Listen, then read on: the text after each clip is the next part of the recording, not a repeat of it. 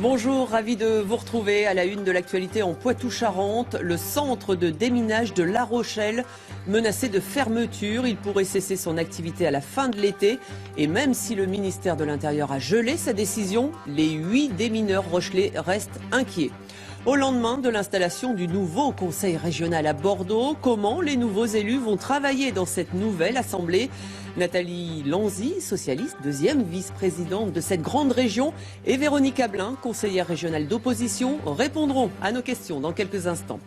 Pas d'affiche, intéressons-nous à présent à la grande région, l'Aquitaine, Limousin, Poitou-Charentes, un territoire aussi vaste que l'Autriche. On va en parler avec nos invités, 2 femmes élues.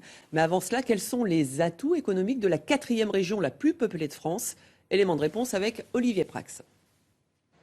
Avec presque 6 millions d'habitants, Aquitaine, Limousin, Poitou-Charentes n'est pas la plus peuplée des 13 nouvelles grandes régions, mais bien la plus grande en superficie. Un immense territoire et une force touristique de premier rang, du phare de Cordoan à la dune du Pilat en passant par le Futuroscope de Poitiers, l'aquarium de La Rochelle ou le massif pyrénéen et ses stations de ski, la grande région devrait attirer plus de 13 millions de touristes. Économiquement, Aquitaine, Limousin, Poitou-Charentes reposent sur des piliers forts. L'aéronautique, le spatial et le domaine de la défense représentent à eux seuls 40 000 emplois. Niort, dans les Deux-Sèvres, est la capitale des mutuelles d'assurance, quand les chantiers navals de La Rochelle s'imposent en leader des catamarans de plaisance.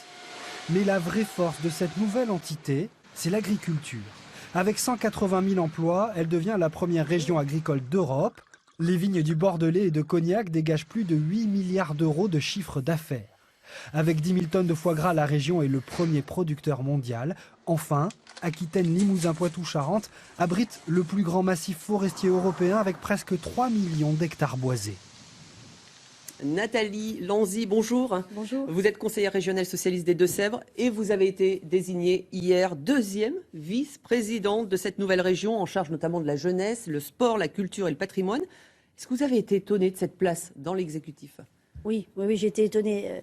Je savais que j'avais été reconnue pour le score que j'avais fait en Deux-Sèvres, parce que j'ai fait le meilleur score de Poitou-Charentes à la fin des élections. La place, non, je ne savais absolument pas, et je le dis, on me croit ou on ne me croit pas, mais y compris sur une vice-présidence, on en a parlé un peu, mais pas plus que cela. Et j'ai découvert dimanche soir, d'abord que j'étais vice-présidente à toutes ces fonctions, et ensuite que j'étais 2e, et j'avoue que j'ai eu du mal un peu à dormir parce que je ne m'y attendais pas. Comment vous allez faire? Vous êtes prof d'histoire géo, vous allez continuer d'enseigner?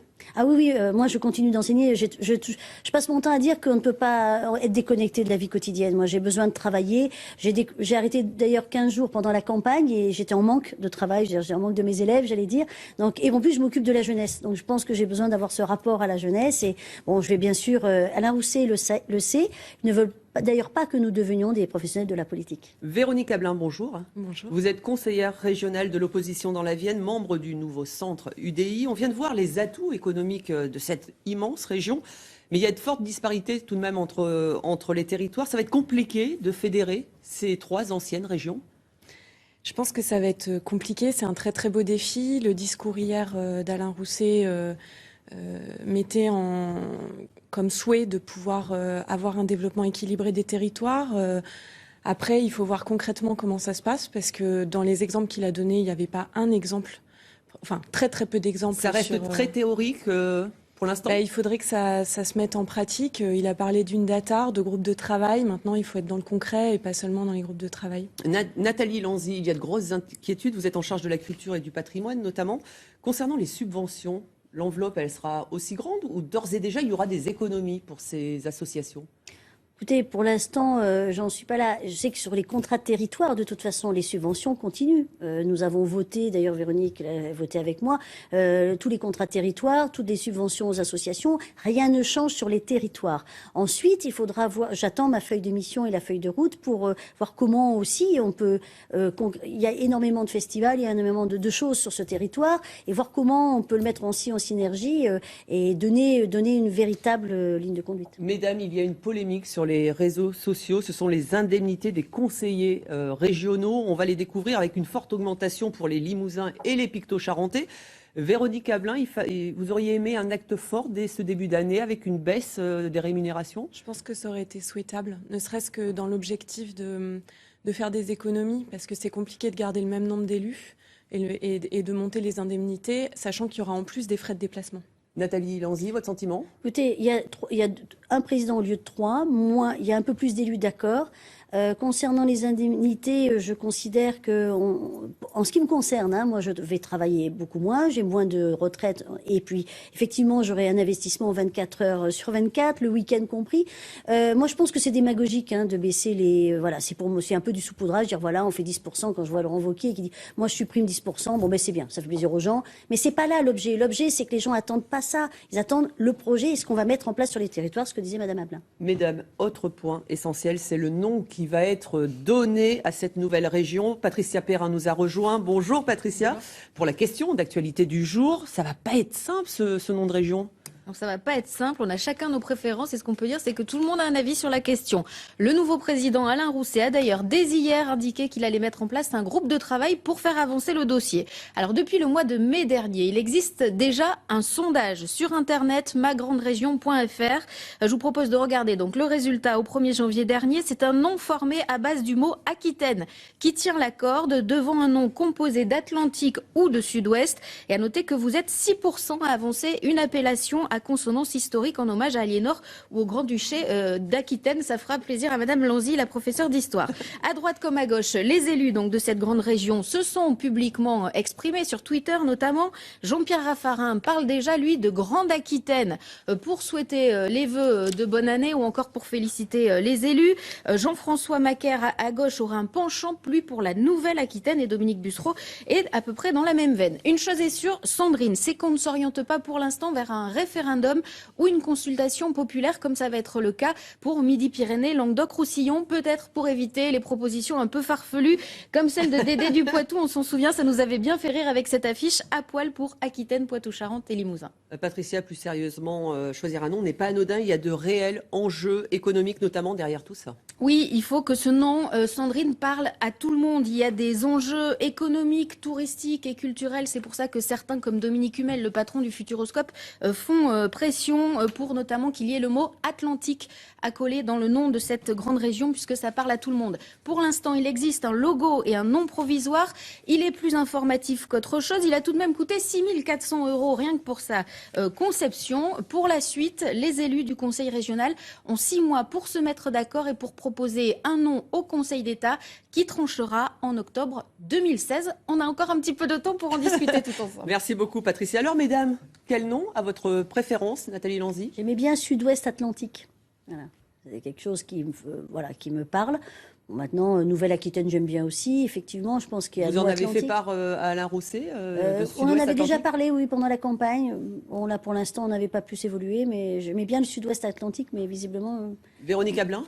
Atlantique, ça me paraissait être important de le mettre. Moi, je me souviens d'un slogan... Pour les Limousins, c'est compliqué quand même, non? Oui, pour les Limousins, c'est compliqué, mais pour l'international, pour l'identification internationale de la région, je pense que ça serait un plus. Vous êtes d'accord toutes les deux sur ce mot d'Atlantique, alors? Oui, parce qu'on a quand même 720 km de littoraux. Oui, puis d'ailleurs, je me souviens d'un slogan il n'y a pas si longtemps que ça, de la dynamique atlantique de Jean-Pierre Raffarin, et avec un arc atlantique fort, et ça me paraît être une bonne chose. Madame Ablin, en termes d'organisation, comment votre groupe, constitué de 47 personnes, le groupe d'opposition, va-t-il s'organiser? Est-ce que votre parole va être entendue? 47. Alors déjà, on a plusieurs groupes, puisque comme la dernière fois, comme en Poitou-Charentes, on a 3 groupes. Enfin, il y a 3 groupes parce qu'il y a le MoDem en plus. On a des réunions régulières. Enfin, on a déjà prévu des réunions régulières d'intergroupes pour se mettre d'accord. Et on fonctionnera beaucoup par télécaméra, voilà. Et vous, Madame, vice-présidence, ça veut dire une fois par semaine à Bordeaux? Au moins. J'ai le lundi après-midi la réunion des vice-présidents. Ensuite, je veux faire du terrain, je veux rester en Deux-Sèvres, donc je vais consacrer une journée en Deux-Sèvres et puis après, bien sûr... 12 départements à couvrir, vous allez être sur les routes? Oui, mais c'est ça le véritable défi. La culture, les festivals cet été? Oui, il y a le sport également, donc il y a un Euro 2016. Dernière question complètement anecdotique, il n'y a pas eu de chabichou hier midi lors du repas. Qu'est-ce que vous en pensez, vous, mesdames? On va l'imposer. Et vous, Véronique Ablin, vous l'aviez constaté, vous, hier midi? Oui, mais alors moi, ce qui m'a manqué, c'est le broyer. Donc chacun ses préférences. Merci beaucoup, Nathalie Lanzy, et merci, Véronique Ablin, d'avoir répondu à nos questions.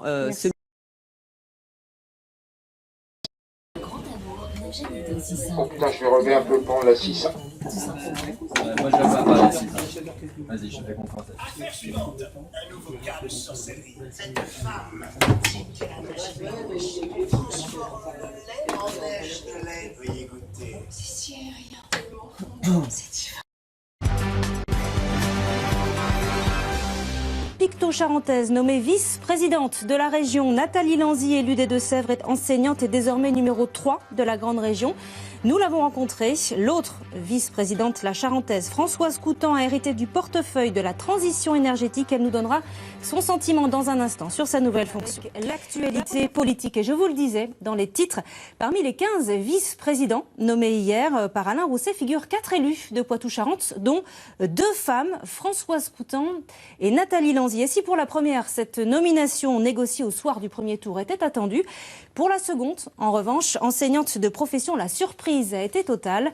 Marie-Noëlle Missud et Antoine Morel ont rencontré celle qui occupe désormais le poste de numéro 3 dans l'Assemblée régionale. Félicitations et bonne année. C'est sa première invitation sur un plateau télé en tant que vice-présidente de la grande région. Invitée sur notre antenne, Nathalie Lanzy a fait le déplacement exprès de Niort.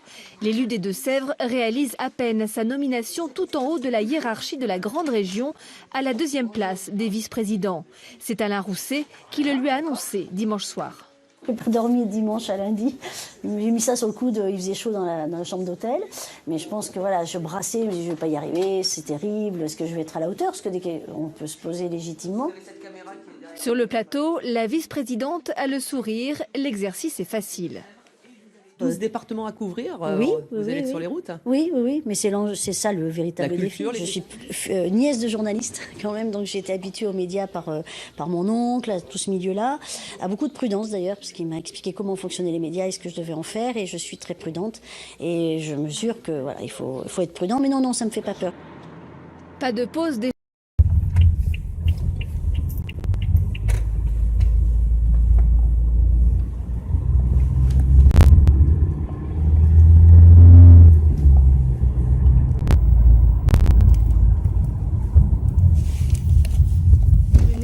Direction Niort pour le collège Saint-Exupéry où elle enseigne l'histoire et la géographie. Un aller-retour qui augure d'autres déplacements entre Niort et Bordeaux au moins une fois par semaine. Nathalie Lanzy va devoir jongler entre ses agendas d'élus, de professeurs et de femmes mariées, mères de 3 enfants. Et je suis entourée d'hommes pour faire ma campagne en général, mais quelquefois ils ont du mal à comprendre que je dois rentrer, je dois cuisiner, je dois être présente. Je pense souvent à Ségolène Royal d'ailleurs, qui a élevé ses 4 enfants tout en faisant ce qu'elle a fait. Et c'est pour moi un modèle. Elle m'a toujours dit la qualité prime. Je ne sais pas dire non, mais j'ai appris à dire non aussi sur d'autres choses. Donc il faut que j'arrive à dire non. J'arrive à dire en politique. Je suis un peu très dure, très ferme. Et dans tout ce qui est amitié, parce que c'est en plus je suis fille unique, donc les amis c'est important, la famille c'est important. Mais bon. Non, ça va le faire. Surtout, je vous dis, mon mari hier, il a pas travaillé hier pour venir à la vote de la nouvelle assemblée. Il est terrible parce que c'est le premier à me dire que j'en fais pas assez. Donc, c'est un très...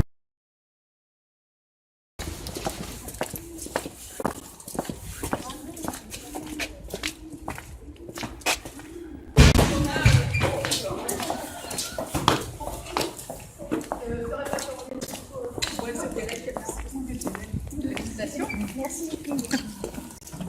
Il a perdu sa main, c'est mieux.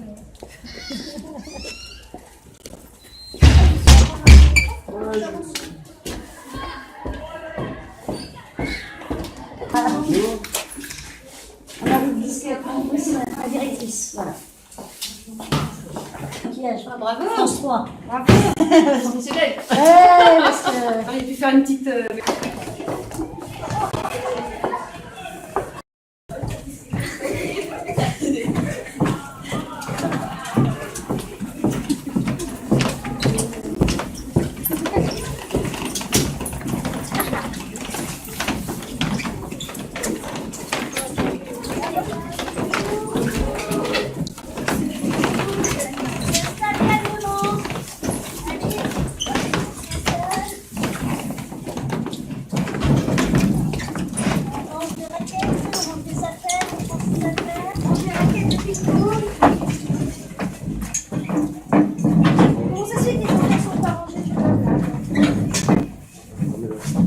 Histoire, hein?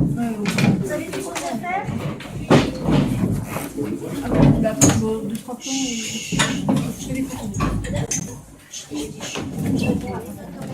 Au collège, Nathalie Lanzy s'est engagée auprès de ses élèves jusqu'en juin. À la rentrée, elle souhaite alléger ses heures pour se consacrer pleinement à sa nouvelle mission.